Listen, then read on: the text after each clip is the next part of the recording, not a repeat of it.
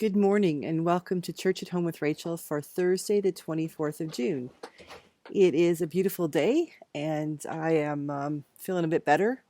Yesterday I had my day after the vaccination, my second dose, and true to form, hit me pretty hard.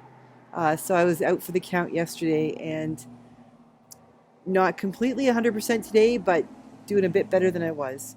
So I thought, you know what, the sun's out, it's not too warm outside. I'm just going to go out in the front porch and do this, get a little bit of fresh air. Might write a sermon on the front porch today. Just low impact, high thinking activities today. We'll see how that goes. Today I'd like to talk to you about birthdays and what I think of as relationship days. And I'm not thinking in terms of relationships with other people, although of course they do include that. I'm thinking more in terms of our relationship with God.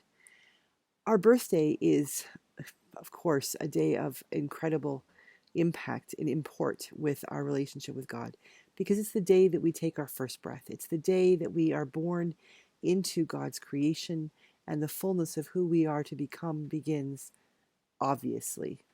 In God's vision, we are already there, as it says in the Psalms. Before we were even conceived, God knew us. Um, God always has a sense of who we are to become and who we are called to be in God's world. But that understanding of that as in a community comes when we are born, when we are no longer only seen by God's eye, but we are seen by the eyes of the world. And so birthdays are an incredible day of relationship. They are a day of relationship, of course, for all of us, because even if we don't have a relationship with our parents, if something happened at birth or we're separated from them for some reason, we know that at one point, in some way, shape, or form, one man and one woman came together, or parts of them came together, to create us by God's miraculous ability to conceive. We were created. And hence, through a relationship, as I said, of one form or another, these days it isn't always the traditional way, but through a relationship of one form or another, we come into being. And we come into being in God's world, first and foremost, in relationship with God. And then we are in relationship with those parents who raise us, with our siblings, with extended family, with friends, with neighbors, and on it goes. The older we get, the bigger our world gets. The spheres of influence get larger, and we are more and more in relationship with others. But there are other relationship days in our lives, especially as Christians. For instance, the day that we're baptized. Whether we're baptized as an infant or as an adult, the day that we're baptized is a day of significance.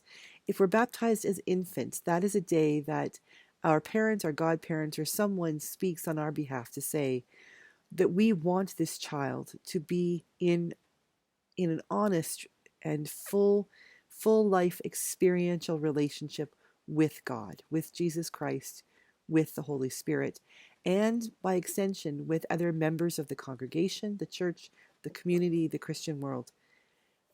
Our baptism is all about that relationship.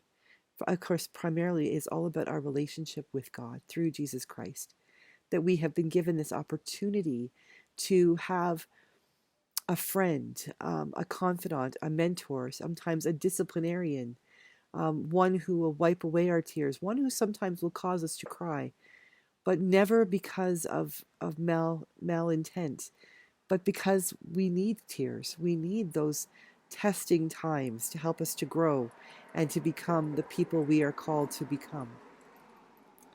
This is an important thing that we know about relationships, is that they are not all hearts and flowers.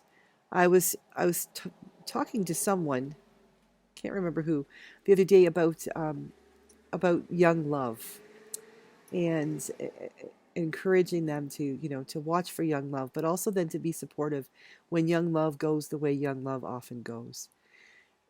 There are some people out there who marry their high school sweethearts who have never known any relationship of love other than with that one person they fell in love with the first time, and that is so fantastic. But I think probably for the average person, that first love affair, that first person that you can't live without, it may be fleeting, it may last for a long time, but generally speaking, they are not the person that you're going to end up with. If they are, awesome, that's incredible. But most of us have someone in their lives that they appreciated, that they loved and hoped that they would be with for a very long time.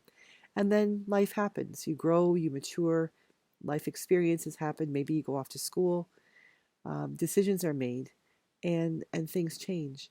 That never changes the import of that first love relationship, because it forms who you are. It helps you to understand how you will love others, maybe in the same ways, or maybe teaches you different ways that you would prefer to be loved or to love. But it's all about those relationships. And when we are baptized, we begin that relationship with God that is, of course, just like that young love. It's not meant to be perfect. It's not meant to be all the time hearts and roses, everything's great, because it's a real relationship. When we have a relationship with God, we acknowledge that, well, God will hold us when our heart is breaking, and will heal that very heartbreak. At the same time, God will also expect us to learn from that heartbreak. There may be times when we make decisions that are so off base that God allows us to deal with the consequences of our decisions, not abandoning us, and not being a bad God, but actually being a very good and kind and loving God, that God allows us to learn from our mistakes, to grow in our relationships and our relationship with God. So baptism is the beginning of that. I think that confirmation also, especially for children who have been baptized as infants or young children, confirmation is that opportunity to really establish as an adult, or as a more mature person, that relationship with God through Jesus Christ and the Holy Spirit. That naming day when the bishop lays hands upon that person, and says, their names. Like when I was consecrated, sorry, was when I was confirmed. I think I was 13.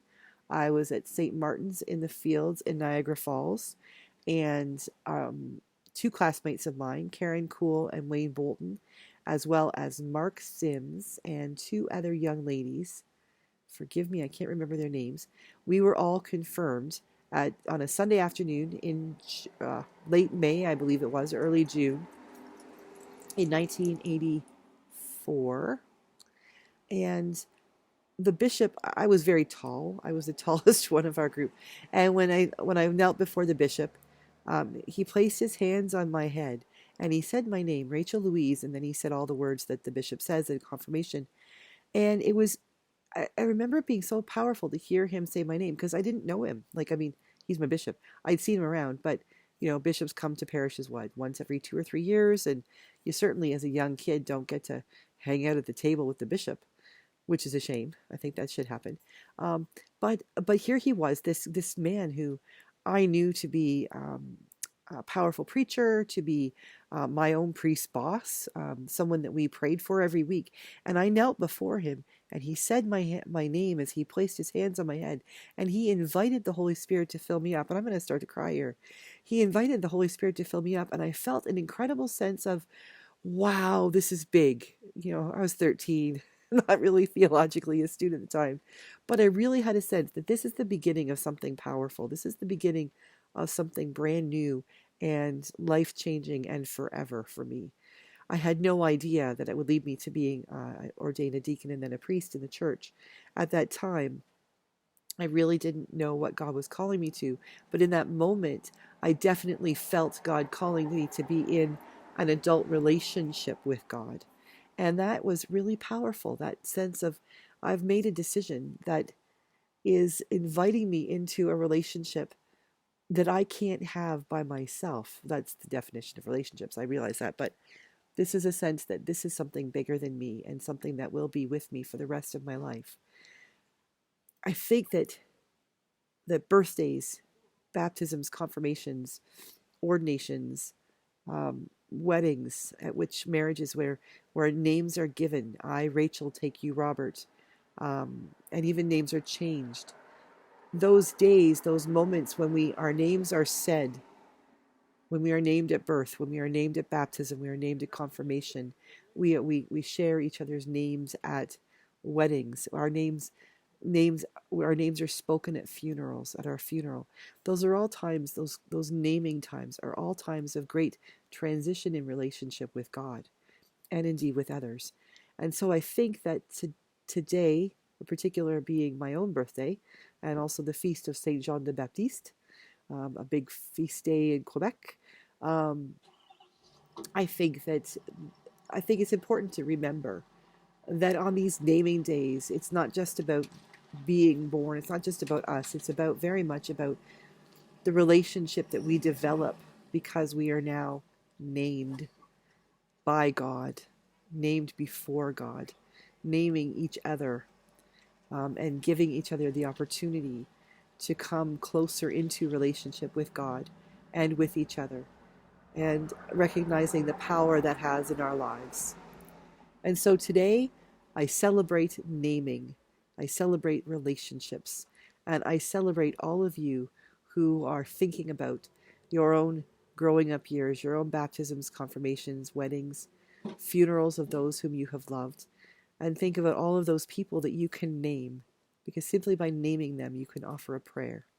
So God bless each of every one of you. Have a beautiful day. Enjoy the sunshine if you have it. If it's raining, curl up with a cup of tea and a good book, and look out the window and watch the miracle of raindrops, a microcosm that is within each one. God bless you all. Have a great day. Stay safe. And I will see you again tomorrow for Church at Home with Rachel.